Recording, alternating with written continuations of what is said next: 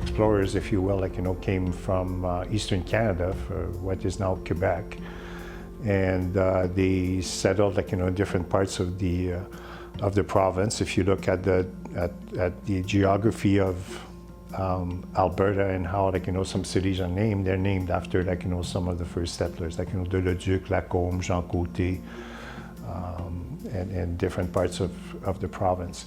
In Red Deer specifically, first settlers came here, and there was a Francophone community that grew on what is now the North Hill of Red Deer. At the time, it wasn't part of Red Deer, and that explains, like, the Montfort, for example, that was a convent.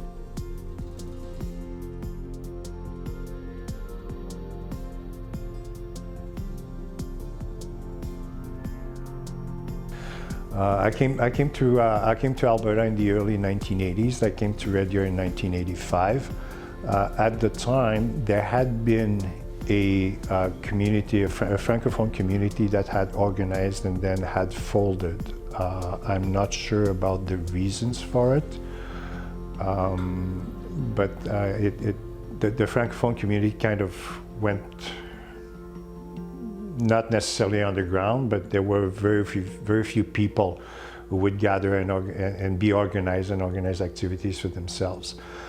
In the late 80s, there was a desire by the Francophones in Red Deer to have a Francophone school. That was a school that would not be a French immersion school. That kind of coincides a little bit with the beginning of the French immersion programs in Alberta. And Francophones didn't want to send their kids to a French immersion school because they wanted their children to be educated in French. So there was a core group of parents, if you will, who got together, and that led to the opening of École La Prairie in the early 1990s. The school, École La Prairie, opened, I think, in 1993, and it became the core of the Francophone community in Red Deer. And the Cercle Local that had been approved by the French Canadian Association was able to hire one part-time employee who would work, like, 2.5 days a week.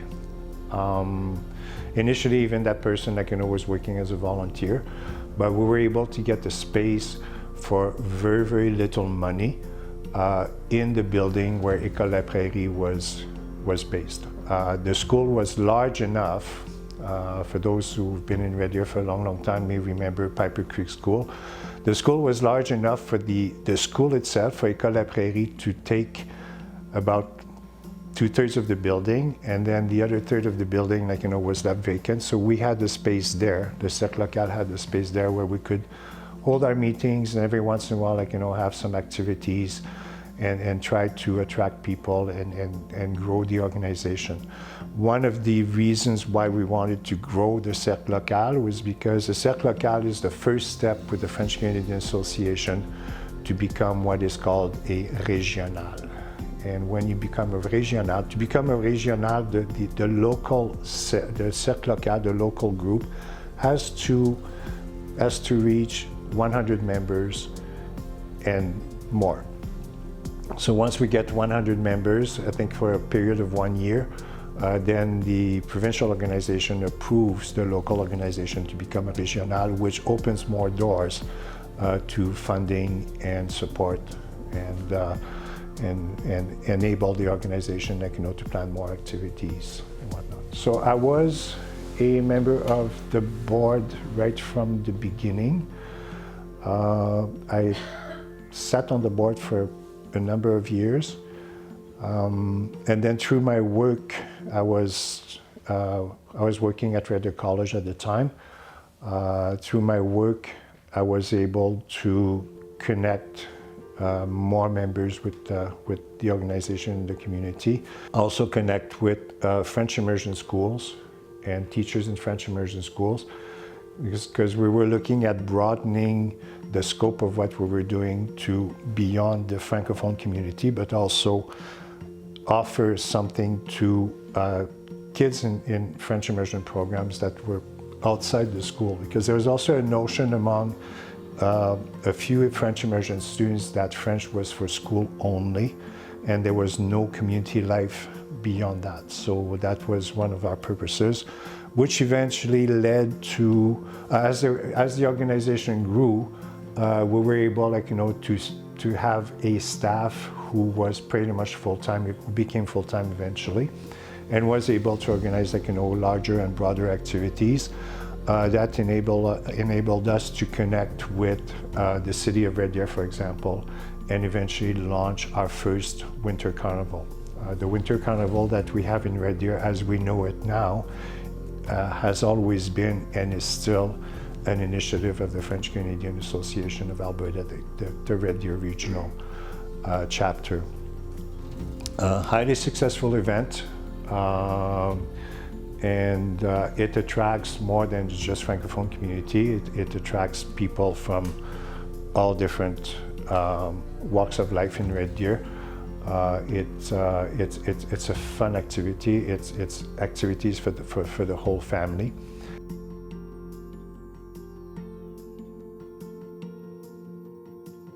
If you live in Edmonton or Calgary, you have way more resources available to you in French as opposed to Red Deer, for example, or smaller communities, right?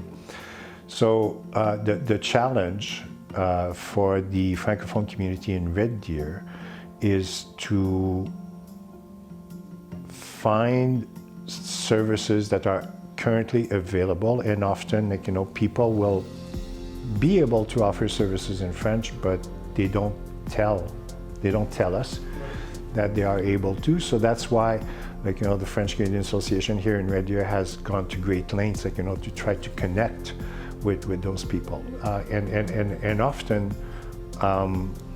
The request will come from Francophones in Red Deer who just came here and often don't necessarily have all the language skills that they need in English to be able to function regularly, if you will. For example, if someone needs to go see a doctor and they cannot express themselves very well or clearly in English, it's probably better if they are served by a doctor who speaks French and understands French, as opposed to having to bring a translator with them, and then there's also privacy issues that come to that,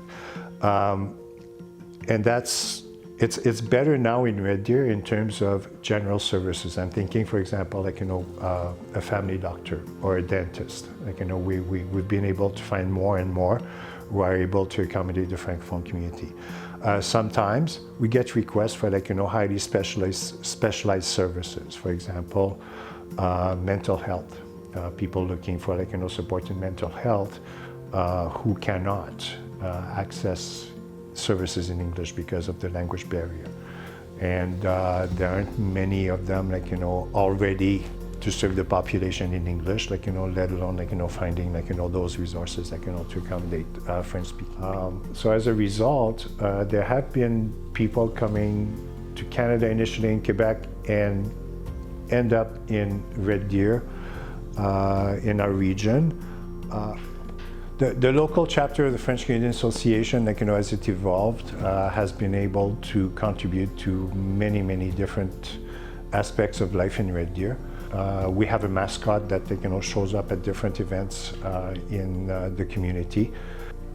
The organization was getting requests to help with some events happening in Red Deer. For example, if we had a national or international event where French was required, the French Canadian Association would be asked to support in providing volunteers or some resources and whatnot.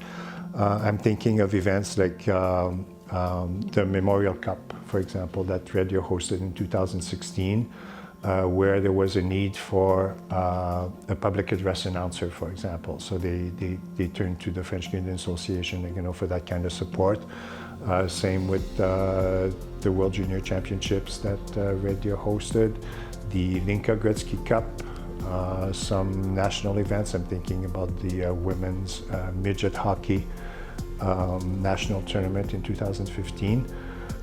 When Red Deer was developing the bid for the Canada Winter Games, so 2019, we were approached in helping with things like translation or how would the Francophone community be able to support the Canada Winter Games, particularly in the recruitment of volunteers, because there was a requirement with the Canada Winter Games that there had to be a minimum number of people or volunteers who would be bilingual. So our task became to be involved with the Official Languages Committee with the Canada Winter Games. The involvement itself during the game was phenomenal because being a national event, there was a need for announcers and people, even people greeting the spectators and athletes from all over and Francophones particularly. And we were even able to include during the games a day that was dedicated to the Francophonie. That was March 1st, and March in Canada is le mois de la francophonie. So to launch the month, we had a special event during the Canada Winter Games to acknowledge le mois de la francophonie. Often people in the community will be looking for resources in French, and they will more likely turn to the French Canadian Association. In the last 4 or 5 years, the French Canadian Association here in Red Deer has also tried to expand its role in supporting Francophone businesses and Francophone business people. So, for example, they organize events where they invite business people from different organizations to gather and give information on the services that they have or the product that they sell and whatnot, and connect with the Francophone community.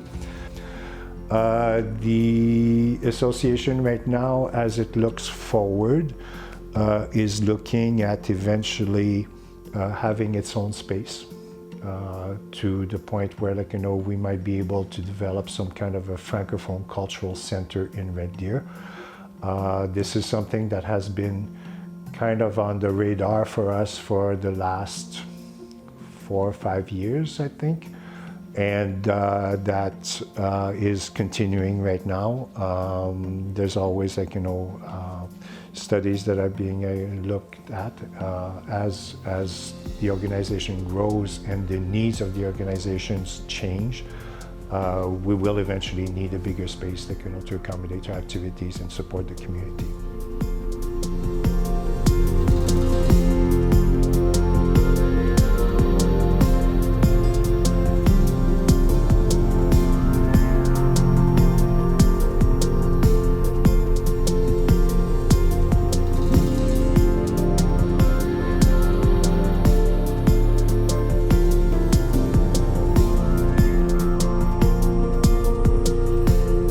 Apparently a few years ago, when as Bower Ponds developed around the Cronquist House, because it was at that time sitting in an abandoned quarry, there was talk that maybe this area would become an international village. That didn't happen. So in turn, they created Bower Ponds. There was water there, I guess, from the river already, but they made it more man-made, I guess would be the word. And then it followed with the pavilion, where of course that's also leased out to a family now that's had it for quite a while. And there they have a little concession stand. They rent out paddle boats, canoes. They used to have those water balls that you could go inside. I'm not sure if they still do that. Very popular, so it draws a lot of people. And of course Bower Ponds are linked to the Waskesiu Park system, which of course Red Deer is famous for, because it goes from the north of Red Deer all the way to the south of Red Deer. So it's very popular for especially bikers and walkers, and so yeah, it's very. And then over the years it's become more of a sports area, We have, I think there's like 4 ball diamonds. There's a football field, and in the winter they freeze that over, and it's our new skating oval. But again, a lot of activities happen down. Today even, I think there's the Daw Run that's happening. So a lot of runs, for charity happen down here because it's just a great location and lots of parking.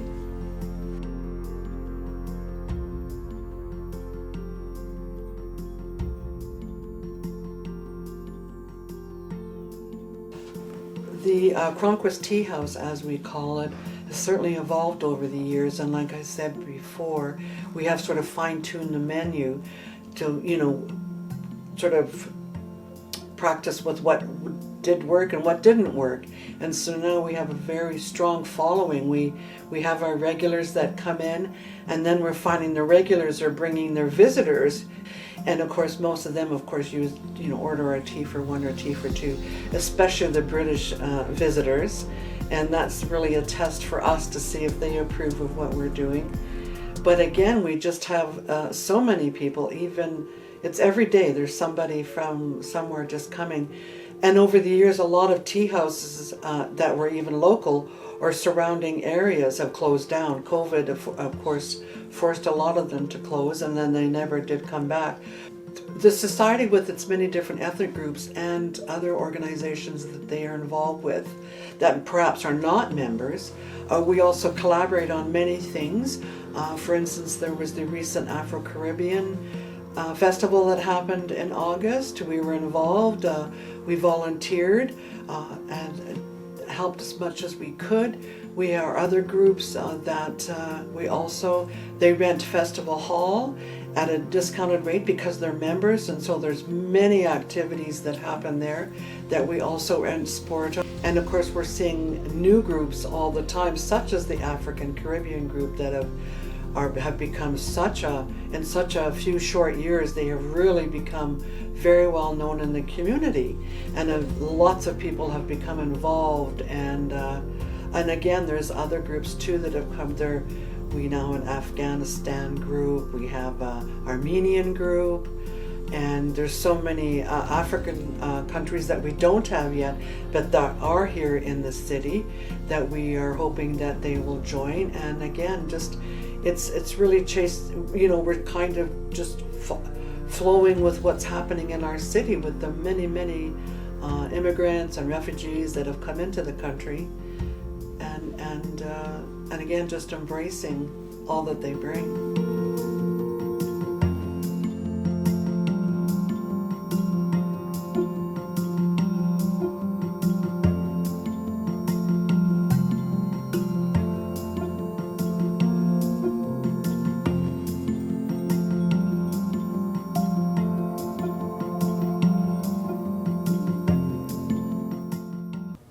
The cornerstone for St. Luke's Church building was laid in the fall of 1899. Construction began on the east end of the building, and the first section was completed in November of 1900. And there was a special service that celebrated the opening of this. My understanding is that they would curtain off the end of the building and actually hold services in the part that were built. Over the next 10 years or so, successive segments of the building were constructed, and construction was completed around 1910 with the addition of the bell tower. And services have been held continuously in this building since that time.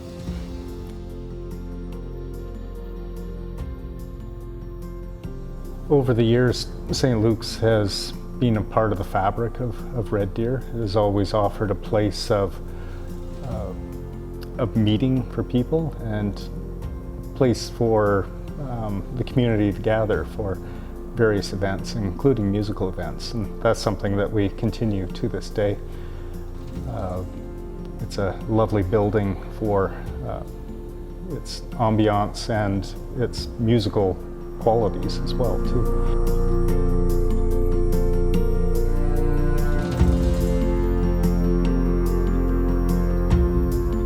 been a lot of different ministry over the years.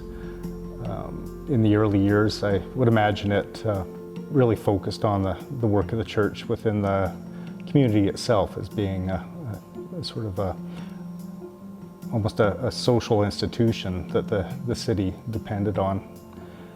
Certainly times have changed. There's a lot of other churches and other organizations in town that fill that role. People's lives have changed too, and we don't do things the way that we did them 100 years ago, that's for sure. I know in the history of this church,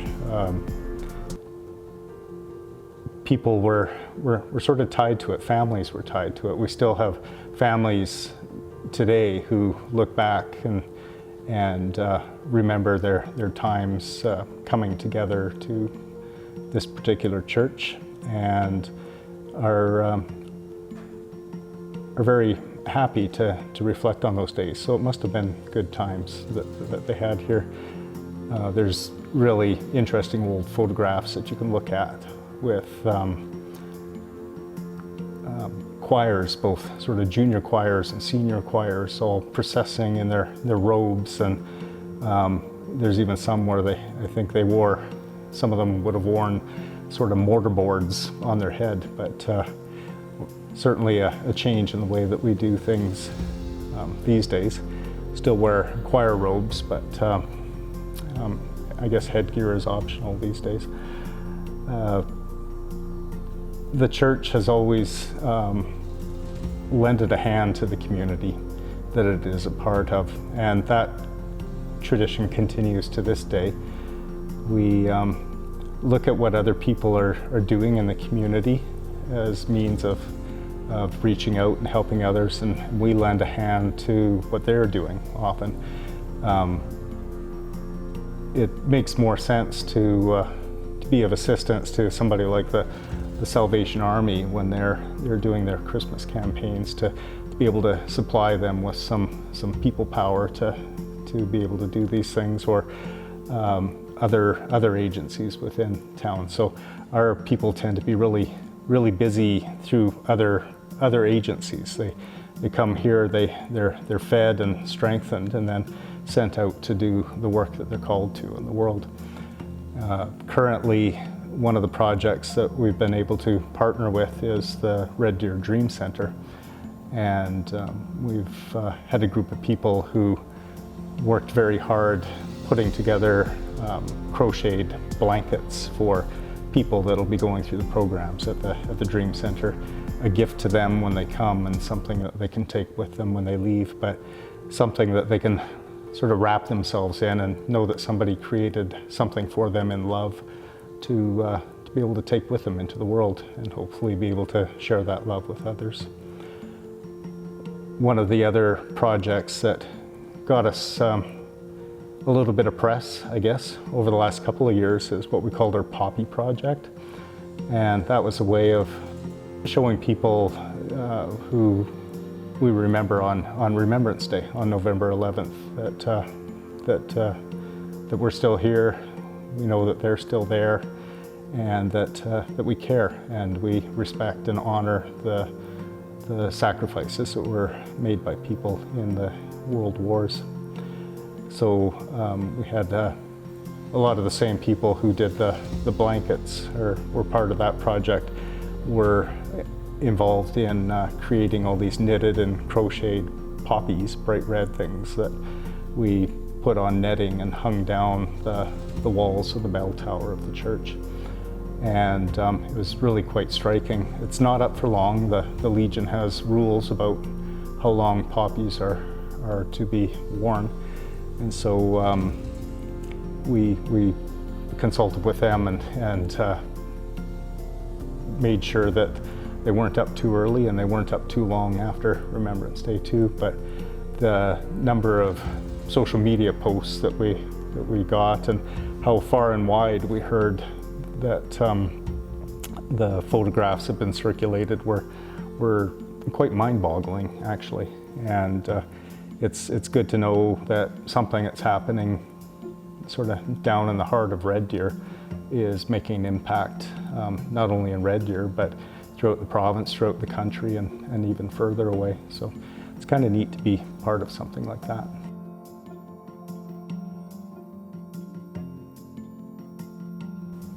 What does the future hold for St. Luke's? Well, there's certainly challenges ahead. I don't think we're any different than any other church or other community organization in that regard. Pandemic was hard on community groups. We're primarily volunteer-based, and volunteerism in general took a real hit because of the pandemic. It's slowly returning, but we know that in terms of people who worship here on a regular basis, we're not back up to our pre-COVID numbers yet. And so we struggle in that sense. But we forge ahead and we make tough choices about what we're able to do and what we're able to not do. And that's probably a good thing to do every now and then anyhow, because it helps us to recognize that sometimes we stretch ourselves a little bit too thin, and a little bit of regrouping can help us to be more effective. There's an old saying that you should do better to do one thing well than many things poorly, and I think that pandemic gave us a bit of a reality check and has forced us to be able to go back and make some decisions about how we want to proceed. So, however, that being said, we know that much of whatever it is that we're called to do in the future will be based on reaching out to others and being of assistance where we can be. Is something that just seems natural to the people who congregate here. They're giving, lovely people, and they want to share their talents as widely, and in particular if it benefits others and helps other people to be able to thrive.